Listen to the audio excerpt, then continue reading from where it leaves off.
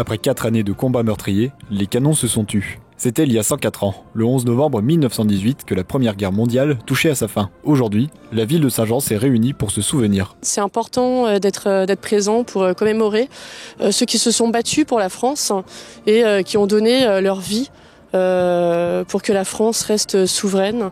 Donc voilà, j'étais présente à cette commémoration et j'ai également effectué mon premier dépôt de gerbe à Saint-Jean puisque je suis nouvelle députée française au Parlement européen. Oui, alors c'est important de sensibiliser les enfants et les nouvelles générations au devoir de mémoire, parce que c'est vrai qu'il ne faut jamais oublier ceux qui ont donné leur vie pour la France.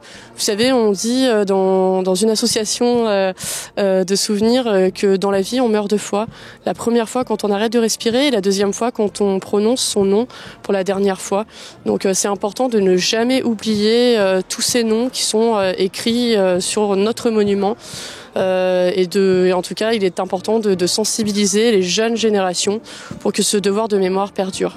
Les anciens combattants étaient présents, et notamment Antoine Muniz, qui a été mis à l'honneur pour son service en Indochine et en Algérie.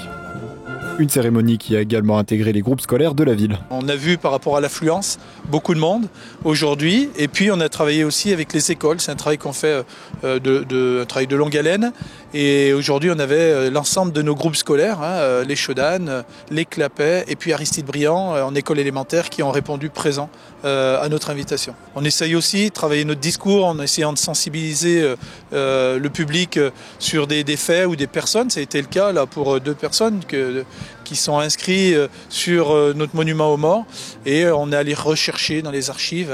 Donc voilà, ça fait partie aussi de l'information, de la transmission, pas simplement une date, mais aussi des faits réels et qui touchent aussi tous les territoires, dont le nôtre.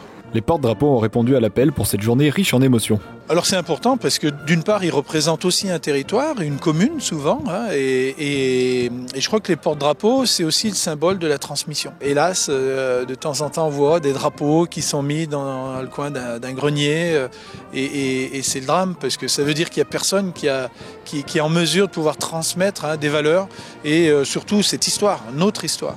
Et à l'heure actuelle, quand on voit ce qui se passe aussi en Europe, avec cette guerre qui s'éternise entre l'Ukraine et la Russie, bien ça nous rappelle tous les jours que la paix, faut la travailler tous les jours. C'est un travail de longue haleine, il n'y a jamais d'acquis. Une journée pour se souvenir et transmettre l'importance de la paix.